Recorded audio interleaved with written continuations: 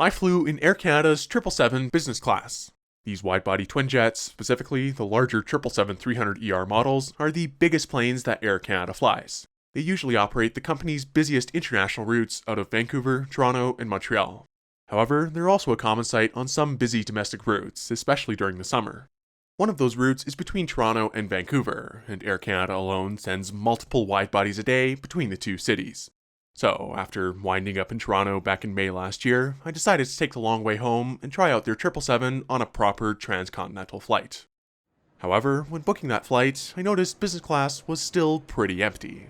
I had planned on just taking the flight in economy, but after seeing a bunch of window seats open in business, I, for the first time ever, used Air Canada's bid to upgrade, and obviously for the lowest offer possible. Given the original economy ticket price of around $200, an extra $400 or so for business seemed justifiable. Besides, Air Canada's wide-body business class, which they actually call Signature Class, has some very nice lie-flat seats.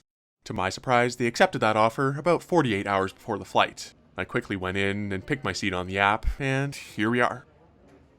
I didn't have a ton of time between flights, but still took advantage of the free Maple Leaf Lounge access to grab a quick snack and a drink. Waiting at a not-so-great gate is the 777 taking us across the country, this then 14-year-old 777-300ER, registered as Charlie Foxtrot Romeo Alpha Mike. This plane has been with AC for its whole life, and although I can't seem to find anything official on this, the registration seems to be a nod to one of Air Canada's previous CEOs. RAM apparently stands for Robert A. Milton, who led the company through the merger with Canadian and then the financial challenges of the early 2000s. There's a bit more to the story of that particular chapter in Air Canada's history, but that's something for another time. It's not the only time a plane has been named in honor of an executive though, seeing as AC's first A220 was named after former CEO Calin Romanescu and registered as such. But I digress. Boarding soon started on time, and we headed down the jetway for what was sure to be a very comfortable flight.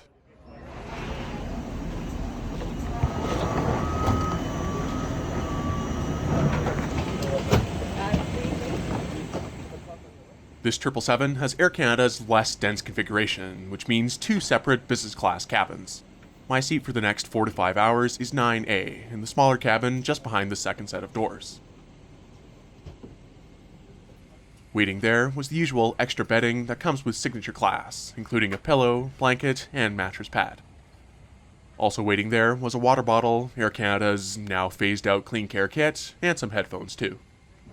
As expected, the legroom is phenomenal, and this actually might be one of the most comfortable seats on AC's 777s. Because there's no seat in front of you, the footroom is completely unrestricted. As strange as it might look, having the screen just kind of floating there, that amount of space by your feet is huge if you're a bit taller. The other big reason for picking this seat is this perfect engine view outside. Those two G90-115Bs are the most powerful jet engines in the world, and they have quite a distinct sound to them. I'd be lying if I said this wasn't most of the reason why I bid for this in the first place. Pretty soon after, these menus were handed out as a cabin crew member introduced themselves. Just for some context, this flight took place right after a friend and I had flown from Whitehorse on Air North's inaugural flight to Toronto, so this was another 5 hours on a plane after already flying across the country once today. We mentioned that detail to them, and they were actually interested in hearing about our questionable decision making. We ended up chatting for a bit, and they said they see similar things at the end of each year when Aeroplan members are trying to keep their status. Unfortunately, I didn't write down their name, but it was a great conversation and started off the flight on a really good note. Eventually, the doors were closed, and I think I'll let those G90s speak for themselves. Here's the departure from Toronto off of runway 05.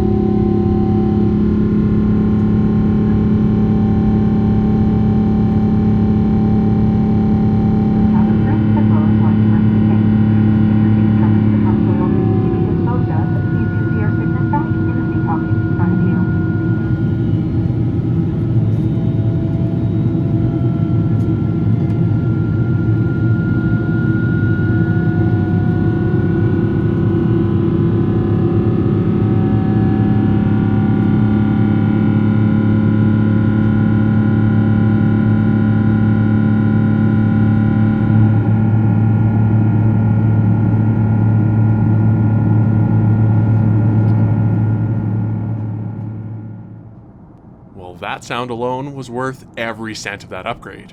A 777 takeoff from a seat like this is something I've always wanted to experience. Now that we're airborne, here's a quick look at the seat. In this storage compartment on the left, you'll find a universal power outlet, remote, USB port, and headphone jack. Down by your feet is a literature pocket, which had the safety card, this credit card offer, and the air sickness bag. Further down is the ottoman, which again has nothing above it, leaving it nice and open. The tray table slides down from below the screen, folds open, and can be adjusted. To the right of you is, well, a wall, along with a small coat hook. The right side also has some more storage below it, and the armrest moves up and down.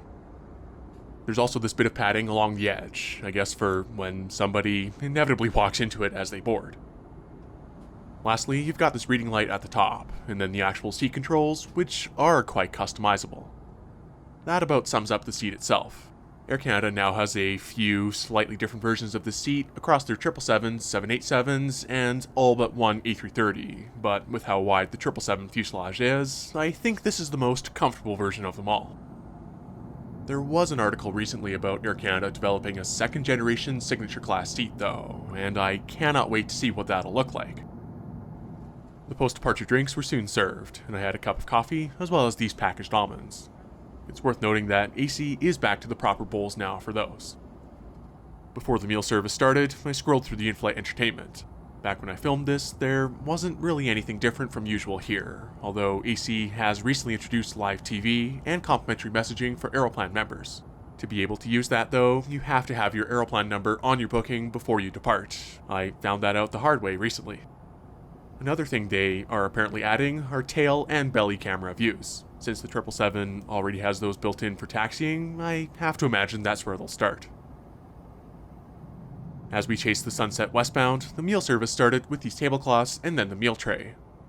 The appetizer had this green salad, a warm bread roll, and a smoked salmon dish with potato and vegetable salad. That also came with another drink in AC's nicely branded glasses, plus the real metal cutlery. That salad was pretty enjoyable, and the bread roll, though not very easy to cut, was soft enough. The actual appetizer was delicious too. For the main course, I went with the veal, which came with mashed potatoes and broccoli in a mushroom sauce.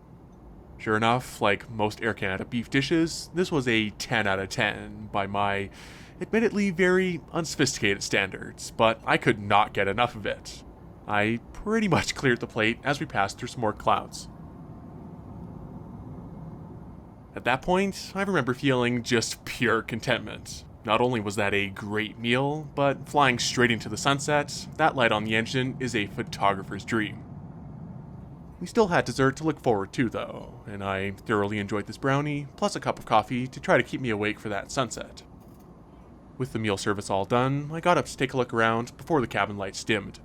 On Air Canada's low-density 777-300ERs, the smaller signature class cabin has 14 seats in the usual 1-2-1 layout, with 4 pairs of seats in the middle and 3 on the sides. The larger forward cabin has 26 seats in the same 1-2-1 configuration, with 7 rows on the sides and 6 in the middle. For signature class, there's 1 lavatory at the very front, and another 2 located by the second set of doors. Those 2 both have a decent amount of space, and are very nicely decorated, but what's even better is that they have their own windows. Behind the smaller business cabin are 3 rows of premium economy, seating 24 in a 2-4-2 configuration. The rest of the plane has 336 economy seats in the much less comfortable 3-4-3 layout. I keep calling this their lower density configuration, but this plane still seats 400 people in total.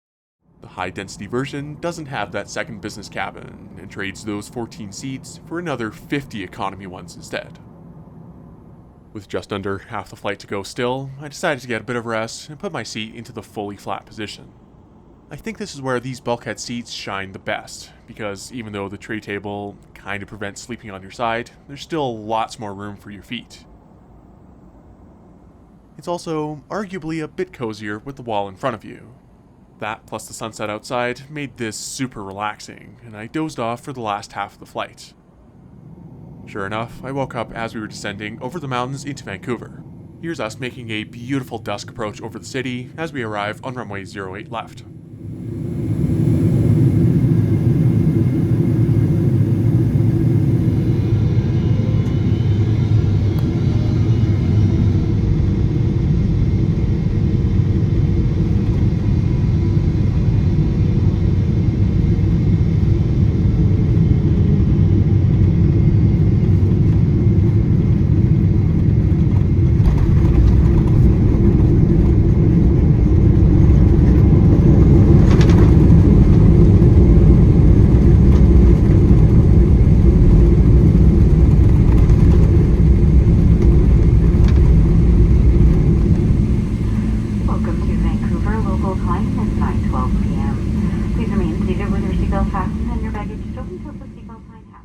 Just under 5 hours later, that was an excellent transcontinental flight on Air Canada's 777. From the seat, to the food, to the service on board, I think that bid to upgrade was well worth it. I love flying on the 777 whenever I get the chance, and today's flight was probably the best 777 flight I've had yet. Air Canada's signature class itself is consistently enjoyable, and especially with all the new product improvements coming down the line, plus lie-flat seats on their A321neos, there's a lot to look forward to. Although the neos have been delayed to 2025 now, there are those reports of a big Boeing order coming up, which could have that newer seat. Honestly, it's just really nice to see this sort of forward-looking investment happening again. I had a great time flying in Air Canada's signature class today, and I cannot wait to see what else they'll have to offer in the future.